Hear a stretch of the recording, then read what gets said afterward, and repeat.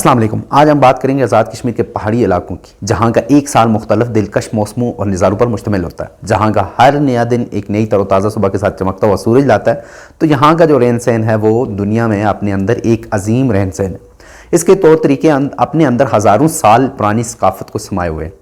वैसे तो कई एक ज़बानें आज़ाद कश्मीर में बोली जाती हैं या कश्मीर में बोली जाती हैं, जिनमें कश्मीरी, पहाड़ी, हिंदको, गोजरी और शेना जो है वो अहम ज़बान है। हर ज़बान के लोगों की अपनी तारीख़ और अपनी सकाफ़त है।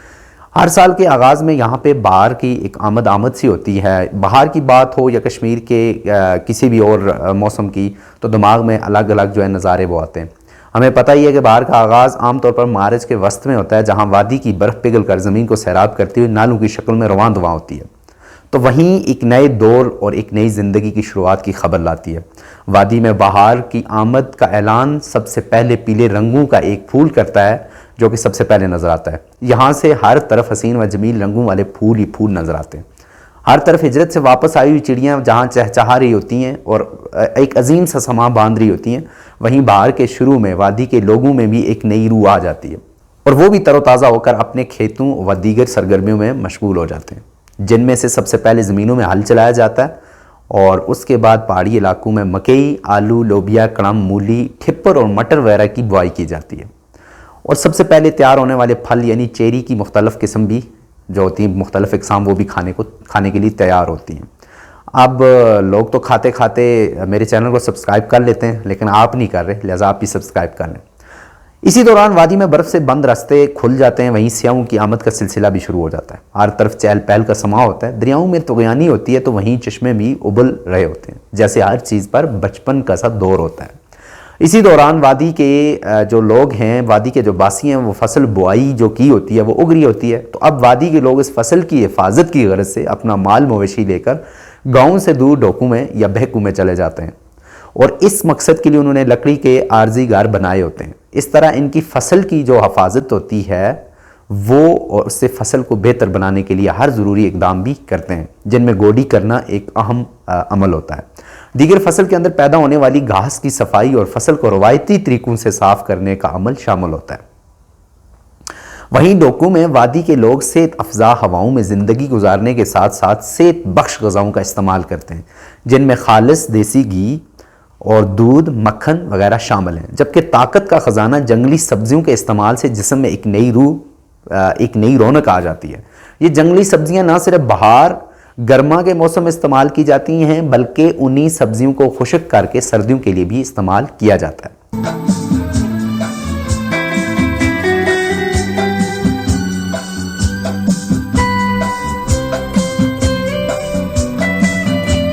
अब गर्मियों का मौसम शुरू होता है, तो शहरों की तरफ गए हुए लोग वापस गांव का रुख करते हैं और गर्मियां गांव में ही गुजारते हैं। साथ ही फसल अब काफ़ी बड़ी हो चुकी होती है, तो लोग अब अपने माल मवेशी के लिए सर्दियों की खुराक जो इकट्ठा करते हैं वो घास कटाई की सूरत में होता है। अब एक महीना तकरीबन हर तरफ लोग जो है ना वो घास कटाई में मशगूल नज़र आते हैं।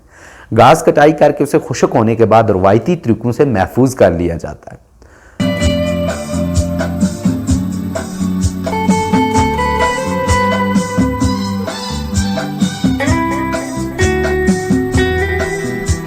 घास कटाई के बाद अब मौसम होता है ख़ज़ां की शुरुआत का, और ख़ज़ां जो है वो वैसे ही वादी में एक नया सहर अंगेज़ जो है ना मंजर तारी कर देता है। तो वहीं अब मकई व दीगर फसलों की कटाई का मौसम भी शुरू हो जाता है। अब मकई की फसल को काट कर उसे साफ़ किया जाता है और दीगर फसलों को भी साफ़ करके सर्दियों के लिए महफूज कर लिया जाता है, और कुछ को तो बेचकर सर्दियों के लिए शाय खरदोनोश का सामान भी खरीदा जाता है। जबकि मकई को करीबी पंचक्कियों में पीस कर आटा हासिल किया जाता है, जो कि एक लजीज और सेहत बख्श आटा होता है। और अब वादी में मौजूद जितने भी किस्म के फल होते हैं वो भी पककर तैयार हो जाते हैं। इनको भी उतार कर या तो बेच दिया जाता है, जबकि कुछ को सर्दियों के लिए महफूज कर लिया जाता है। साथ ही वादी की मशहूर सौगात छोटी मक्खी का खालिस शहद भी तैयार हो जाता है। इसमें से कुछ तो अपने प्यारों को तोहफे के तौर पे भेजा जाता है और कुछ को फ़रोख्त कर दिया जाता है, और कुछ ऐसा होता है जिसे सर्दियों में बीमारियों से बचने के लिए रख दिया जाता है और बीमारियों से बचने के लिए इस्तेमाल किया जाता है। हालिया सालों में मौसमियाती तब्दीली और दीगर वजूहात की बिना पर फसलों की काश्त में जहाँ वाज़े कमी आई है, जिसमें माल मवेशी की चरागाहों में कमी होने की वजह से माल मवेशी कम हो गए और उसकी वजह से गोबर जो कि खाद के तौर पर इस्तेमाल होती थी वो भी अब नायाब हो चुकी है, जो कि फसलों की बढ़ोतरी में कमी का वाज़े बाइस बन रही है। हाल यहाँ तक पहुँच चुका है कि अब लोग आलू तक बाजार से खरीद कर खाने को मजबूर हो गए।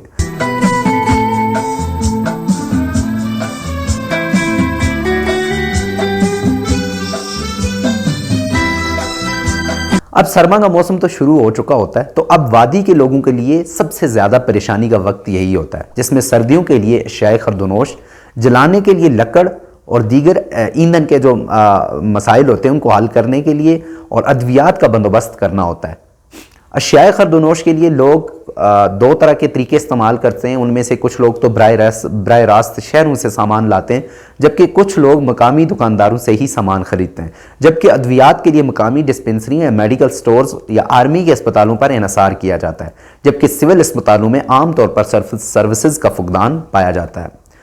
अब सबसे ज़्यादा जो मामला है वो है जलाने की लकड़, जिसके लिए लोगों के पास सिवाय जंगली लकड़ के और ईंधन का कोई बंदोबस्त व सहूलत नहीं होती। इस मकसद के लिए कुछ लोग जो है वो पुरानी गिरी हुई लकड़ वगैरह जंगल से इकट्ठी करके लाते हैं, जबकि कुछ लोग नए दरख्त काटने पर मजबूर हो जाते हैं। और यही वो वजह है जिससे हर साल हज़ारों तनावर दरख्त कट जाते हैं। इस मकसद के लिए गवर्नमेंट कोई भी खातिर खा इक़दामात नहीं कर रही।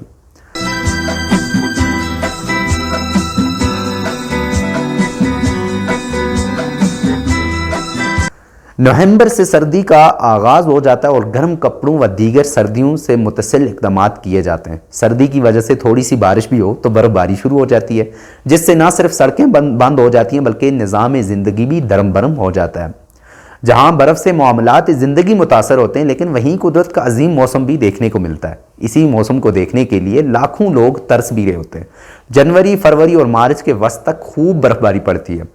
आम तौर पर यहाँ पे 6 फुट तक बर्फ पड़ती है। इसी दौरान पहाड़ी इलाकों में आमदोरफ्त पैदल होती है और कुछ इलाकों में 4x4 गाड़ियों के जरिए आमदोरफ्त मुमकिन होती है, जबकि कुछ अहम नौइयत के इलाकों में आर्मी की हेलीकॉप्टर के जरिए भी लोगों को लाया या भेजा जाता है। बर्फ के मौसम के दौरान बर्फ की स्लाइड से कई बार नुकसानात भी होते हैं और पहाड़ी इलाका होने की वजह से और आमदोरफ्त की सहूलियात न होने की वजह से मसाइल का सामना रहता है। कई बार वादी में शदीद बीमार होने वाले लोगों को या मरीजों को कंधों पर बिठाकर करीबी बड़े अस्पतालों में ले जाना पड़ता है।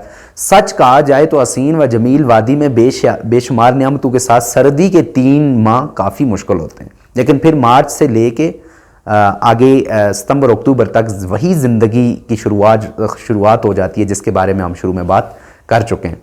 कुदरत ने कश्मीर को हर किस्म के मौसम दिए हैं जो किसी नियामत से कम नहीं। कश्मीर में हर नज़ारा जन्नत का नज़ारा होता है। और अगर आपने भी कश्मीर का सफ़र करना है, किसी भी मौसम में सफ़र करना है, तो सबसे पहले आप मालूमात लें, फिर सफ़र करें। स्क्रीन पर दिए गए नंबरों पे आप रब्ता कर सकते हैं और इन नंबरों और जो है लिंक्स पे आप हमसे रब्ता करके किसी भी तरह की मालूमात ले सकते हैं। अगर आपको ये वीडियो अच्छी लगी है तो चैनल को सब्सक्राइब कर दें और लाइक और शेयर करना ना भूलिएगा। Thank you. अल्लाह हाफ़िज़।